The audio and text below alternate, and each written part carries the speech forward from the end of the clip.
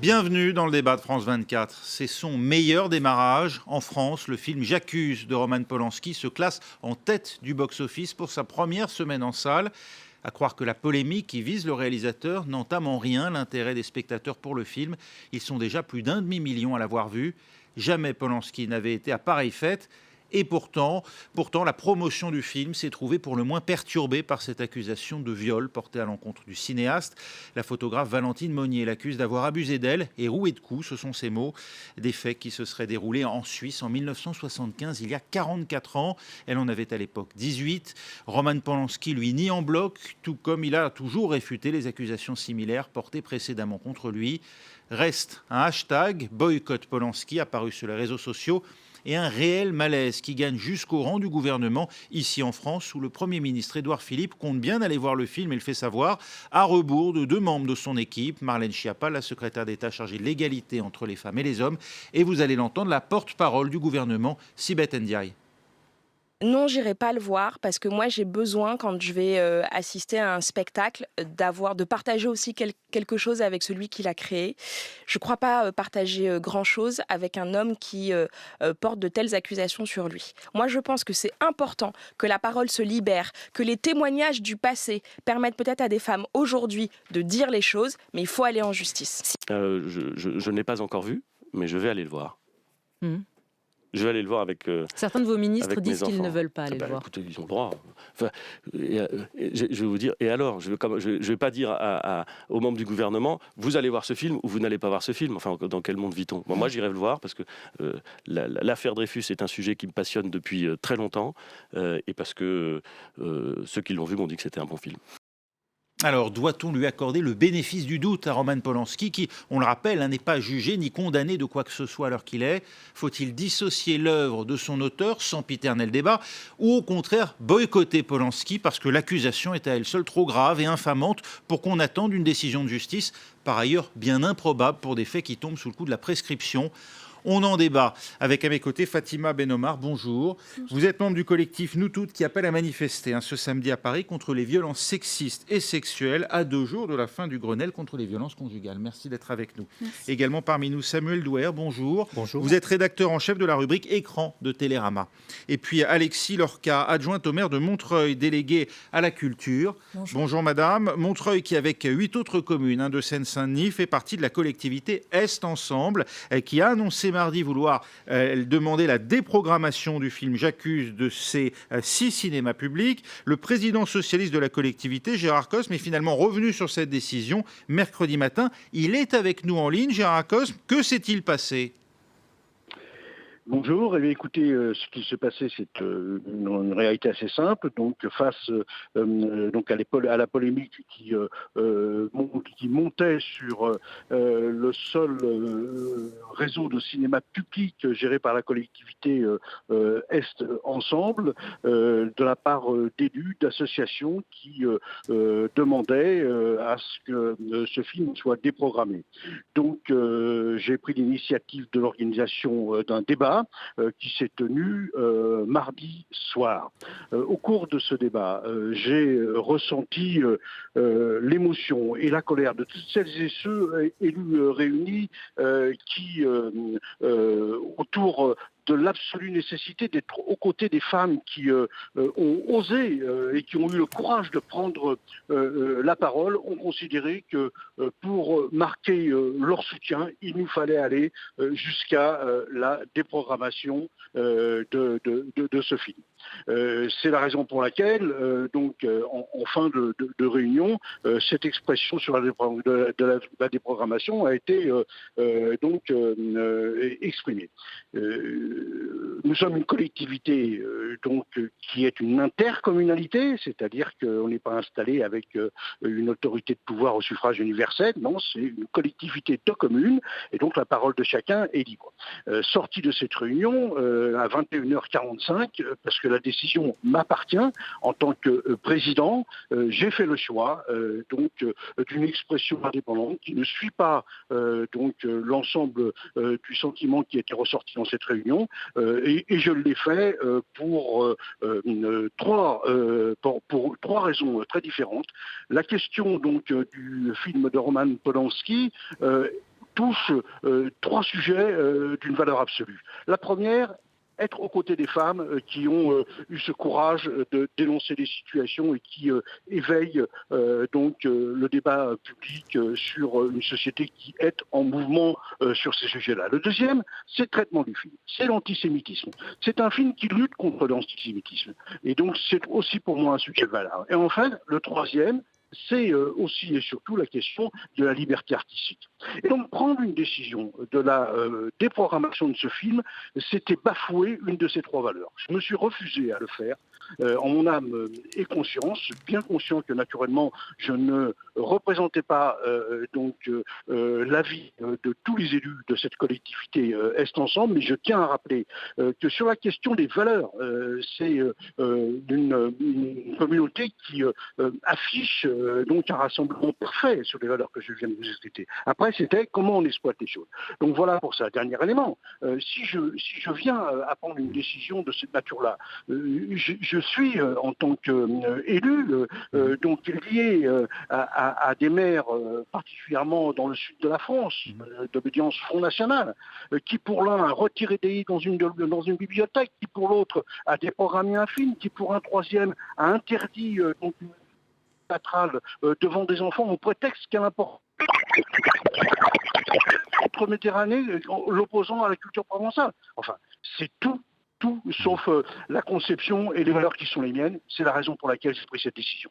Merci Gérard Cosme, qui faisait allusion notamment à des décisions prises dans le passé par les maires Front National à l'époque des villes d'Orange, on s'en souvient. Absolument.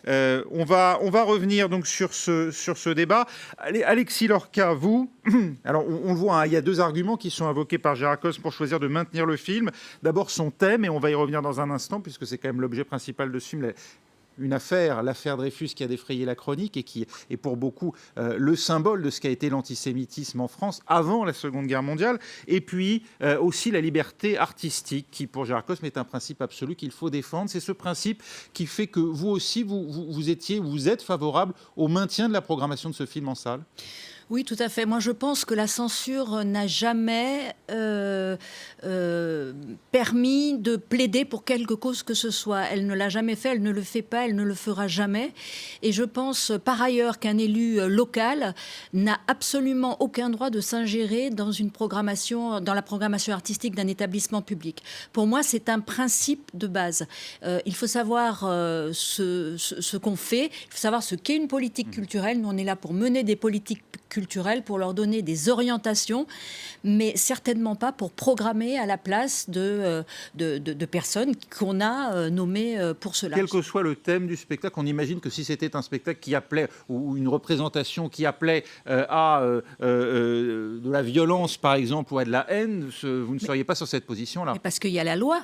La loi, il y a des lois, il y a une loi qui encadre l'incitation à la haine, qu'elle soit raciale, sexiste, antisémite, homophobe. Oui. Alors, clairement, et ça, c'est les juges, mais ce n'est pas à des élus locaux de le faire et de faire à la place du juge. Ça, je pense que non. Voilà. Ce serait vraiment extrêmement dommageable pour la création et pour la culture en général. Il semble clair, en tout cas, que ce film ne tombe pas sous le coup de la haine, puisqu'il relate, on va en parler, donc l'affaire Dreyfus. Il tire son titre, bien sûr, du plaidoyer resté célèbre d'Émile Zola. Et il revient donc sur cette affaire, racontée du point de vue d'un personnage oublié, le colonel Picard, qui, une fois nommé à la tête du contre-espionnage, va donc découvrir que les preuves qui ont conduit au bagne en Guyane le colonel Alfred Dreyfus, le capitaine, pardonnez-moi, Alfred Dreyfus, avaient été en réalité fabriquées. Voici un bref extrait. Tu devrais quitter Paris quelque temps. Et toi ? J'ai l'honneur de vous présenter Monsieur Émile Zola. Quelqu'un doit exposer toute l'histoire. En tant qu'officier d'actif, je ne peux rien écrire là-dessus. Vous non, mais moi si. Demandez, Laurent, demandez. J'accuse le général Mercier de s'être rendu complice d'une des plus grandes iniquités du siècle. J'accuse le général Billot d'avoir eu les preuves de l'innocence de Dreyfus et de les avoir étouffées. J'accuse les experts en écriture d'avoir fait des rapports frauduleux. Traître! Quand une société en est là, elle tombe en décomposition. C'est un film à vocation pédagogique, Samuel Douer. Oui, d'une certaine manière, puisque ça rappelle un petit peu en quoi l'affaire Dreyfus a été un moment clé de l'histoire de France. Après, on peut, d'un point de vue strictement historique, trouver que le film prend quelques libertés, ou en tout cas qu'il y a beaucoup d'imprécisions sur le rôle du commandant Picard, voilà, qui est peut-être un petit peu trop mis en avant, puisque voilà, il y a quand même des zones d'ombre dans le film, mais c'est assez normal. On ne peut pas raconter une affaire aussi complexe que l'affaire Dreyfus en 2 heures et 12 minutes. Et Polanski a fait un parti pris très fort, qui est de prendre pratiquement tout le film du point de vue de ce personnage un petit peu oublié. Donc, ce qui choque un certain nombre d'opposants au film, c'est le fait que Polanski s'est lui-même posé en victime dans une sorte d'analogie avec le sujet du film. Est-ce que ça a un lien avec les libertés qu'il prend justement dans le récit ? Non, je ne pense pas. Après, ce dont on accuse Polanski pour ce film, on va dire que c'est assez subliminal quand même. Les liens entre... il a eu une parole assez maladroite au moment du Festival de Venise, pour le dossier de presse du film, sur la question de son ami Pascal Bruckner, qui faisait lui des amalgames pour le coup très très douteux entre le sort de Polanski, victime d'un complot féministe. C'est à peu près ce qu'il a raconté. Entre Polanski et les persécutions qu'il avait souffert en Pologne en tant que juif, puis en Pologne après la guerre en tant que militant anticommuniste. Ça, c'était particulièrement maladroit. Donc après, je pense que Polanski et l'équipe de communication autour du film se sont dit que c'était pas une assez mauvaise idée d'insister sur ces peut-être parallèles. Donc depuis, il n'en parle plus du tout. Mais c'est vrai que dans le film,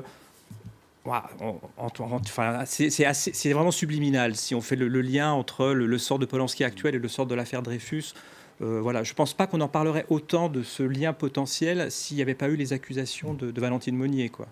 Fatima Benomar, ce film a été récompensé du Lion d'Argent à la Mostra de Venise en septembre dernier. Est-ce que ça vous choque ? La première chose que je voudrais dire, c'est vous reprendre par rapport à un détail juridique quand même. Donc Polanski a bien été condamné aux États-Unis par rapport à Samantha Gamer, c'est-à-dire que les accusations de Samantha Gamer étaient d'abord de viol, puis il y a eu un accord à l'amiable et il a purgé une peine par rapport à détournement de mineurs. Je pense que c'était important de le dire. Donc, et c'est vrai que par rapport... Il plaide l'acte consenti sans contrainte. Il plaide un acte consenti alors qu'il avait 44 ans par rapport à une adolescente de 13 ans.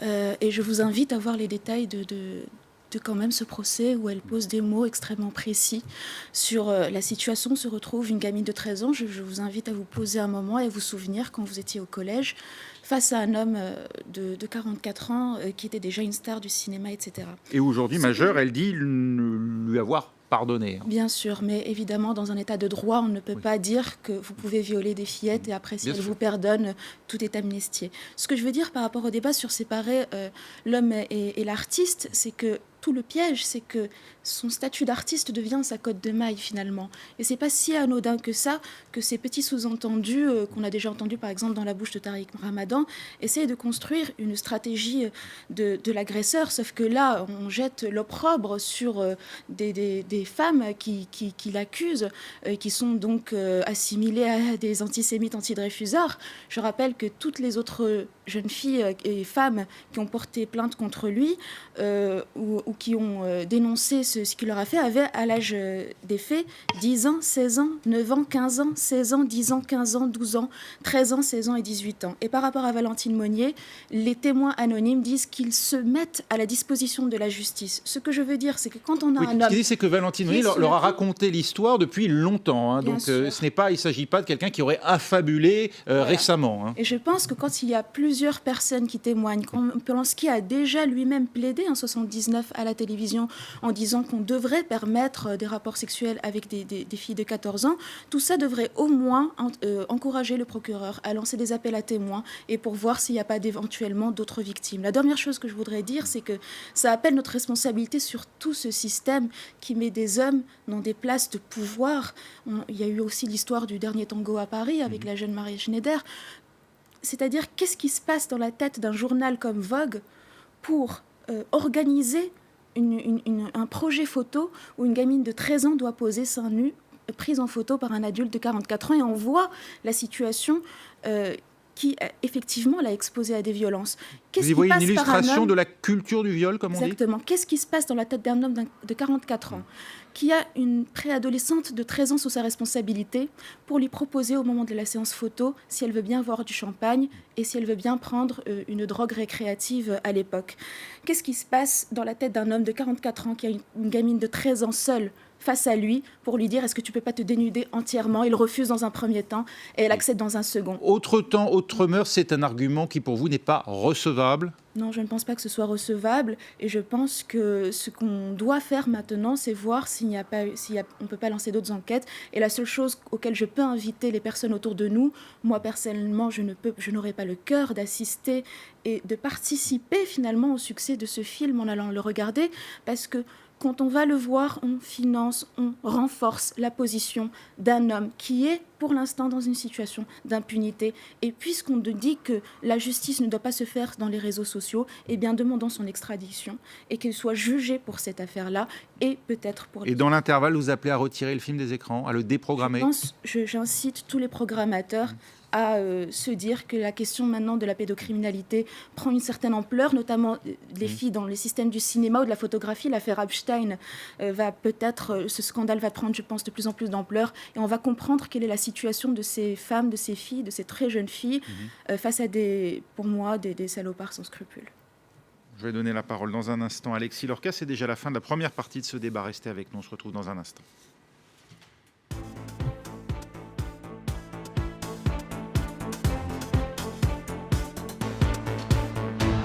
Retour au débat de France 24 et cette question, faut-il boycotter le dernier film de Roman Polanski, J'accuse, consacré à l'affaire Dreyfus, le réalisateur, vous le savez sans doute, qui fait l'objet d'une nouvelle accusation de viol en Suisse, mais elle émane d'une Française, des faits qui se seraient déroulés à la fin des années 70. Ils sont prescrits, mais néanmoins, reste le soupçon aujourd'hui qui pèse sur Roman Polanski. À mes côtés, toujours pour en parler, Fatima Ben-Omar, membre du collectif Nous Toutes, qui appelle à manifester ce samedi à Paris contre les violences sexistes et sexuelles. Également avec nous, Samuel Douer, rédacteur en chef de la rubrique Écran de Télérama.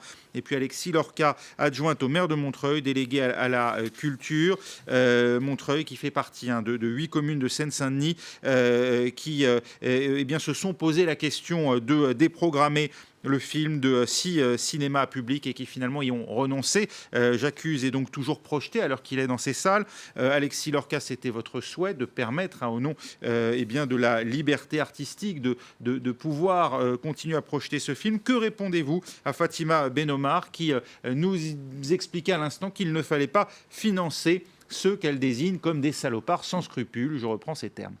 Mais moi, ce qu'a dit Fatima, je partage énormément de choses, bien évidemment, mais j'ai pas entendu le mot censure dans sa bouche, quoi.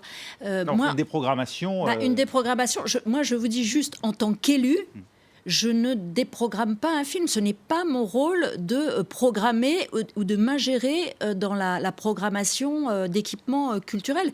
La censure, encore une fois, pour moi, ne plaide pas pour les causes qu'elle est censée défendre. Elle les dessert très souvent. Et je pense qu'il faut remettre effectivement au centre du débat quelque chose qui n'a jamais été résolu et qui ne le sera jamais, qui est l'articulation entre un artiste et son œuvre, très clairement. Après, moi, personnellement, Polanski, ça fait longtemps que je ne vais plus voir ses films. Pour les raisons qu'évoquait Fatima, il y a d'autres réalisateurs qui me font exactement le même effet. En tant que femme, je ne vais pas le voir. En tant qu'élu, je ne censure pas parce que je n'ai pas le droit de m'ingérer et je pense que toute censure est totalement Quand bien même néfaste. La personnalité et ce qui est reproché au réalisateur ne déteint pas forcément sur l'œuvre elle-même. Ce ne sont pas forcément des thèmes abordés dans le film, en l'occurrence de Roman Polanski. Si le thème était abordé dans le film de cette façon-là, ce serait une incitation à la haine. Et là, c'est puni par la loi. Enfin là, c'est de l'ordre de la justice. Mais je pense qu'il faut rester dans son périmètre de... En revanche, créer le débat et accompagner et créer Fatima les conditions Ben-Omar et évoquer le dernier débat, tango oui. à Paris, ce qui est très différent, puisque là, le thème principal du film est précisément une relation. Le dernier tango à Paris. Oui, le film raconte une scène de viol. Ça ne veut pas dire forcément que ça incite au viol, mais en tout cas, c'est assez affreux, parce que quand vous voyez la scène, le film est anglophone, Maria Schneider dit « mais qu'est-ce que tu fais ?» ou « arrête, je ne sais plus » en français. puisqu'elle est française.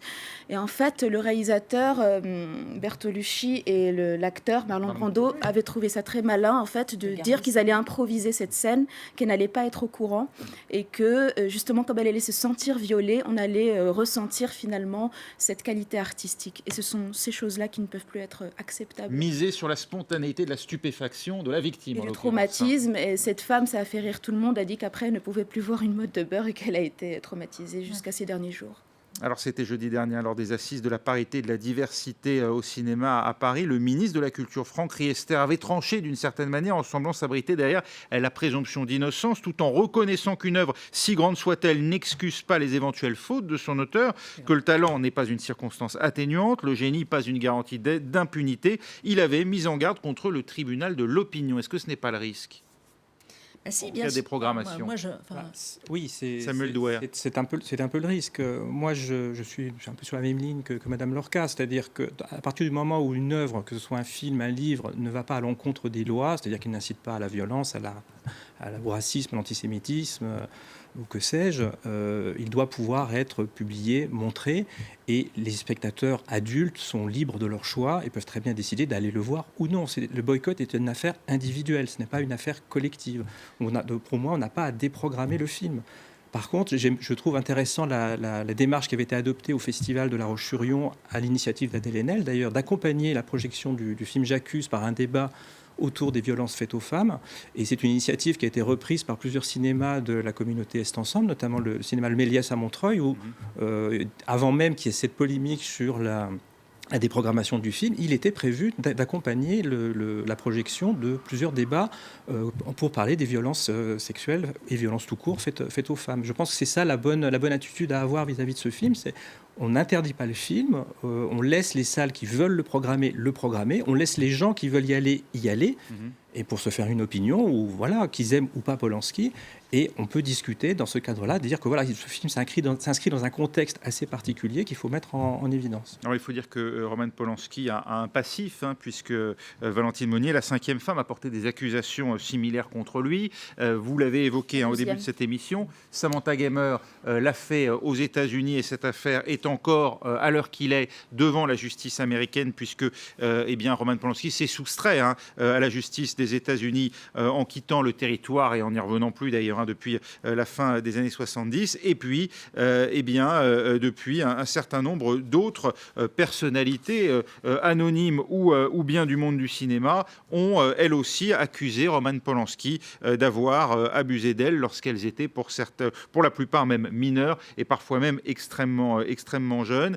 Est-ce que tout cela, Samuel Douer, ça n'aurait pas dû contraindre finalement un certain nombre d'acteurs de l'économie du cinéma à se détacher de Roman Polanski? Alors ça, oui, effectivement, ça peut se poser problème. On sait que le film J'accuse a un très gros budget pour le cinéma français et qu'en gros, tout le cinéma français a fait la queue pour participer au film, que ce soit les comédiens, que ce soit les techniciens, que c'était un des projets les plus excitants, si j'ose dire, du cinéma français des dernières années. Polanski, quoi qu'on pense de lui, est quand même un grand cinéaste qui a beaucoup compté dans l'histoire du cinéma. Donc, effectivement, pour un acteur français qui se dit j'ai une chance de pouvoir tourner avec Roman Polanski, a priori, on la prend, cette chance, quoi. Après, effectivement, on peut se dire, est-ce que c'était le rôle de la télévision publique, France Télévisions, dans l'occurrence, de financer autant le film? Est-ce que vis-à-vis des institutions publiques qui subventionnent les films, est-ce que le Centre national du cinéma devait subventionner le film? Effectivement, ça peut poser problème, en sachant qu'avant même Valentine Monnier, il y avait plusieurs accusations contre Roman Polanski. Il est présumé innocent puisqu'il n'y a pas de procès, mais effectivement, on peut se penser que c'est peut-être pas... Ça remet en cause l'idée de financement. Et d'ailleurs, depuis les dernières assises organisées par le collectif 50-50, il est question que le CNC, dorénavant, prenne en compte modère ses financements en fonction des accusations qui peuvent peser sur telle ou telle personnalité. Vous trouvez normal que ces considérations finalement s'ingèrent dans la création artistique? La présidente de région, Valérie Pécresse elle-même le dit, si elle avait eu connaissance des accusations portées aujourd'hui par Valentine Monnier à l'époque, la région n'aurait pas participé au financement du film comme elle l'a fait. Pourtant, on savait déjà quel était le passif de Roman Polanski en termes d'accusations. Tout à fait, parce que tout ce que je vous ai dit tout à l'heure, pour le coup, là, même Polanski il ne le nie pas par rapport à la scène. C'est juste qu'il dit qu'elle aurait été consentante. Donc, ce que je peux dire de Samantha Gamer, bien sûr. Pour les autres affaires, il nie en bloc. Je n'ai jamais entendu en 10 ans de militantisme un accusé dire qu'il avait... Il faut quand même rappeler qu'il est, là, pour le coup, il est condamné aux États-Unis. Il est condamné. Il s'est soustrait à la justice aussi, parce qu'il y avait eu le système américain judiciaire. Détournement de mineurs. Oui, mais le système américain permet un accord entre les plaignants, les victimes et les coupables avant qu'il y ait même un procès. Et le juge était revenu d'ailleurs. En fait, il est parti au moment où... C'est un peu le problème, c'est que le juge a trahi sa parole. C'est-à-dire qu'un accord avait été... heureux qu'il soit passé outre. Alors, moi, je suis contre le système américain de cet accord. Ça, c'est autre chose. Mais à partir du moment où un accord est fait, et Polanski, elle est partie. Évidemment, il ne peut pas y avoir accord, parce que, et notamment quand on est dans des situations de puissance comme ça, c'est évidemment le violeur puissant qui va s'en sortir. Ce que je peux dire, moi en tout cas, c'est qu'il faut réfléchir à comment le système du cinéma s'est construit sur un modèle extrêmement hiérarchisé, presque monarchique, d'un réalisateur tout puissant. Là, comme vous l'avez décrit lui-même, tout le monde était prêt à se vendre finalement pour pouvoir participer à ce film. Et cela montre sa situation de puissance et qui peut organiser son impunité. L'architecture, l'organisation du cinéma, l'économie du cinéma favorise ce type de déviance. Et la vision symbolique qu'on a du réalisateur, du créateur tout-puissant, on l'a encore vu dans le dernier film d'Albel Cachiche, etc., ou de même ce qui s'est passé dans le dernier Tango à Paris. Et j'en passe, j'ai plein d'exemples. Maurice Pialat qui, à un moment dans une scène de police, fait un zoom sur le sexe de Sandrine Bonner et lui dit « Non mais t'inquiète pas, je vais pas le garder au montage ». Et finalement, il le garde au montage et elle l'apprend le jour de la projection. Donc il y a un sentiment de surpuissance des réalisateurs où toutes les femmes notamment... Oui. Et en même temps, le nu a toujours fait partie de la création artistique. Alors est-ce qu'il faut codifier maintenant la manière de le montrer et d'organiser ce type de scène ? Il faut le lier à la question du consentement, parce que les femmes actrices sont aussi des artistes, sont aussi partie prenante de l'œuvre. Elles ne peuvent pas être à ce point chosifiées, instrumentalisées. La dernière chose que je peux dire, si on a encore le temps, c'est de dire à ces femmes que nous, à nous toutes, on les croit, que quand même de voir ces scènes où des femmes combatives sont à la sortie du cinéma, je pense que ça a un peu... dans une situation où quand même leur agresseur, en tout cas la personne qu'elles accusent, est célébrée partout, ça doit leur faire chaud au cœur de voir ces scènes de résistance, de ces femmes qui font ce geste citoyen de se mettre devant les cinémas et de dire nous on accuse ce qui se passe, et donc de se dire que la question de la pédocriminalité maintenant doit être de plus en plus prise en sérieux, et notamment dans les milieux du spectacle, et j'engage ces milieux à se responsabiliser sur la question. Quel garde-fou pour prévenir tout de même les fausses accusations, parce qu'il y en a forcément toujours, et pour éviter justement qu'on ne condamne des personnes avant même qu'elles aient été jugées? Eh bien, il faut mener les enquêtes. Il y a assez de... Même s'il y a des prescriptions, le procureur peut décider d'interroger quand même les témoins, de voir la crédibilité de toutes ces histoires et de faire des appels à témoins pour voir s'il n'y a pas d'autres victimes. Nous, j'ai l'intime conviction qu'il y en a beaucoup d'autres. Et donc, on peut se donner les moyens d'investiguer. Alors vous le disiez, le milieu du cinéma favorise ce type de comportement, cette toute-puissance des réalisateurs. Et il se trouve que Valentine Monnier dit avoir été encouragée par les déclarations d'Adèle Haenel, l'actrice française qui a brisé un tabou dernièrement en accusant le réalisateur Christophe Ruggia d'attouchement et de harcèlement sexuel, des faits qui seraient survenus lorsqu'elle-même était mineure. Elle avait été âgée de 12 à 15 ans, puisque ça s'est passé sur une période relativement longue.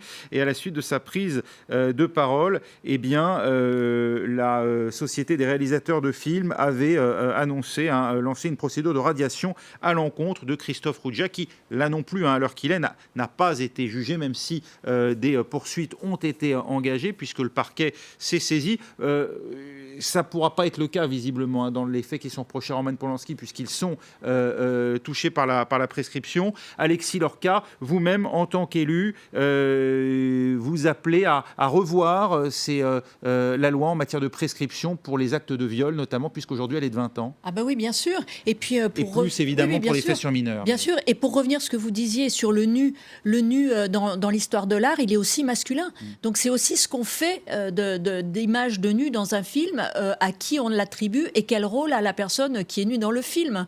Et par ailleurs, moi, je continue à penser que le problème de la domination masculine, bien évidemment qu'on le retrouve dans le milieu de l'art et dans le milieu du cinéma et de l'art en général, et que c'est exacerbé et que le pouvoir masculin Parce que à ce moment-là... l'esthétique devient un prétexte pour tout type de comportement. Oui, il y a la notoriété, après ça peut être l'argument de l'esthétisme, il y a le pouvoir qui est donné à un réalisateur, qui peut être donné à un peintre par rapport à son modèle, qui peut être donné à un metteur en scène de théâtre, à un directeur de théâtre. Il faut, je pense, inciter aussi les femmes à venir, d'abord il faut les laisser le faire, mais les inciter à intégrer vraiment l'espace de l'art et de la culture. On va parler d'un spécialiste justement du cinéma. Si on revoit juste le film Les Diables, justement, où se sont passés les faits reprochés, c'est le contexte où se sont passés les faits reprochés à Christophe Ruggia.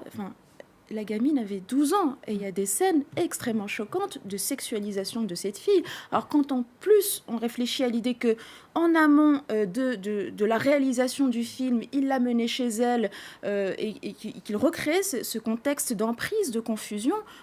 Encore une fois, souvenons-nous, si on y arrive, de qui on était quand on avait 12, 13, 14 ans, ou si on a des petites sœurs et des petites cousines de cet âge. On est désarmé. Souvent, on dit, mais oui, mais la fille, elle n'a pas dit non, elle ne s'est pas débattue. Samantha Gamer, elle avait dit non par ailleurs, mais elle avait fini par un moment céder, finalement. Quel rapport de force et quelle marge de manœuvre a-t-on quand on est une préadolescente en tête-à-tête avec un adulte ? Faut-il criminaliser des œuvres comme Lolita, par exemple ?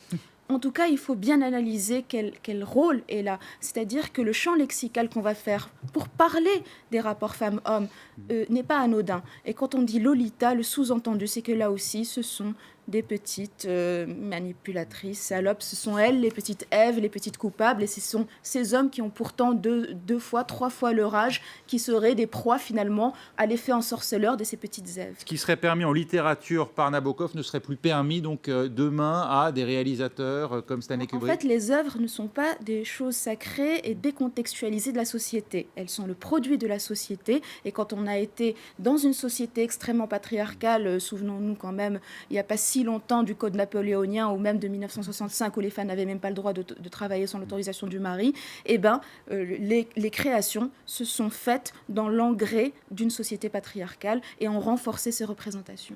Et aujourd'hui, il faut en changer, c'est ce que vous dites.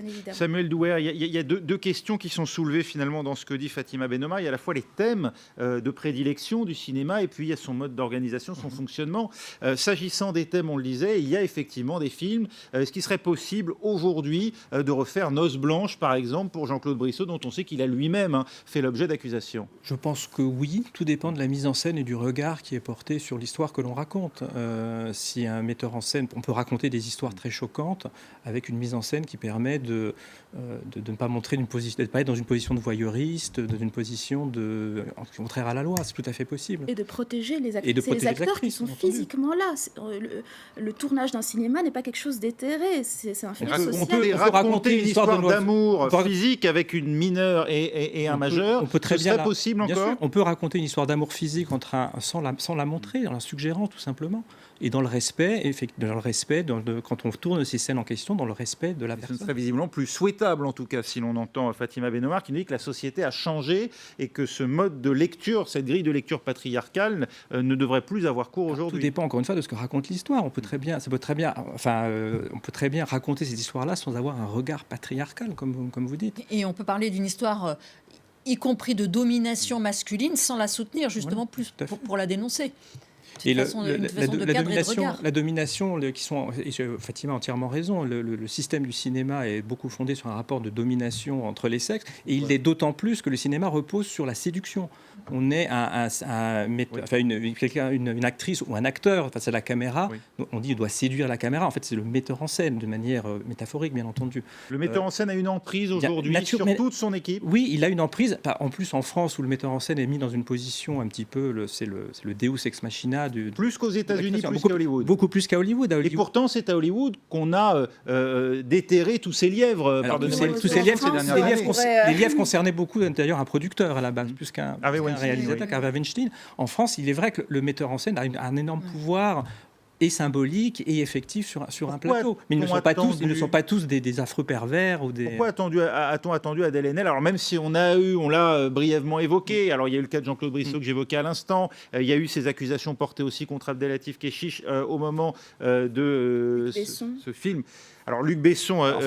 les accusations qui visent en fait ce qui se passe, c'est ce qui s'est passé avec Harvey Weinstein. En fait, classé, d'ailleurs, ces affaires commencent à sortir à partir du moment où les personnes accusées commence à être en situation de faiblesse. Ce n'est pas le cas de Polanski, mais Weinstein commençait déjà à décroître au moment où les premières accusations sont sorties. Besson, c'est pareil, il commence à avoir des gros soucis financiers. C'est rarement quand ils sont en pleine possession de leur pouvoir qu'on les accuse. Si je puis me permettre, justement, il faut aussi...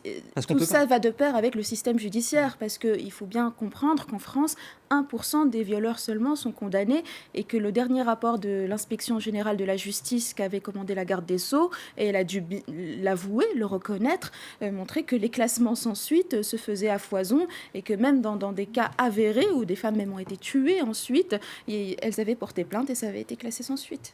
Le monde du cinéma en France est à la traîne ou pas, d'après vous, dans la dénonciation de ces faits ? Clairement, il est à la traîne. Et pourquoi le cas, parce qu'on est encore dans... ça. Il y a cette idée dont on parlait au début du débat, de l'homme et l'œuvre. Voilà, donc on se dit, l'œuvre prime...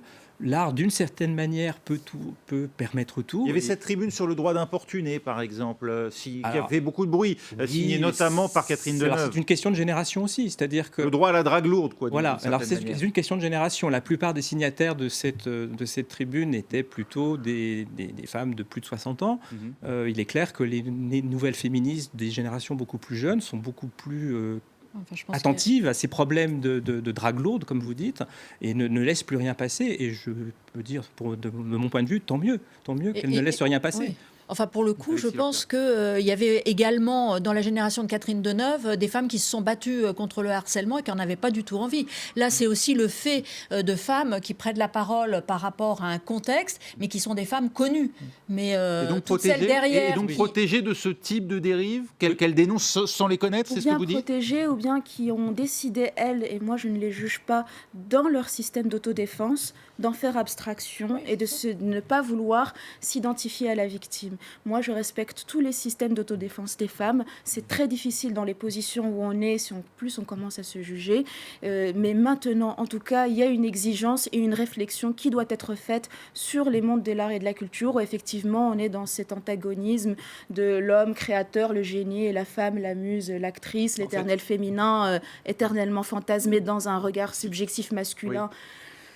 Souvent tout à fait empreint de patriarcat, et ça met concrètement en danger les femmes, et notamment les très jeunes femmes, concrètement sur les tournages. Si le cinéma était dominé, en tout cas au niveau de la production, par des femmes, est-ce que son visage en serait changé ? En tout cas, est-ce que ce type d'affaires n'aurait pas cours ? Je ne sais pas si ce type d'affaires n'aurait plus cours. En tout cas, le visage du cinéma en serait très certainement changé. Oui, ça c'est évident. D'ailleurs, on peut être un peu optimiste quand même sur l'avenir, c'est que le cinéma, comme beaucoup de métiers, se féminise assez vite. Pas encore assez vite, il n'y a encore pas assez de femmes réalisatrices par rapport au nombre d'hommes réalisateurs, mais on voit tout à fait le changement que ça peut apporter à travers un film qui est sorti au mois de septembre, qui est Portrait de la jeune fille en feu, avec Adèle Haenel justement, qui change, à mon sens, beaucoup la représentation de l'amour au cinéma, et ça change beaucoup. Il y a un énorme respect, il y a beaucoup de scènes de nu en l'occurrence, et là elles sont une très belle, et d'autre part elles sont très respectueuses du corps des femmes. C'est pas un hasard si c'est fait par une femme, justement. Oui. Donc, le cinéma est un art populaire, c'est-à-dire que ça pose presque un problème de démocratique, qu'on soit tout le temps confronté à une projection du regard masculin sur le monde et sur les femmes.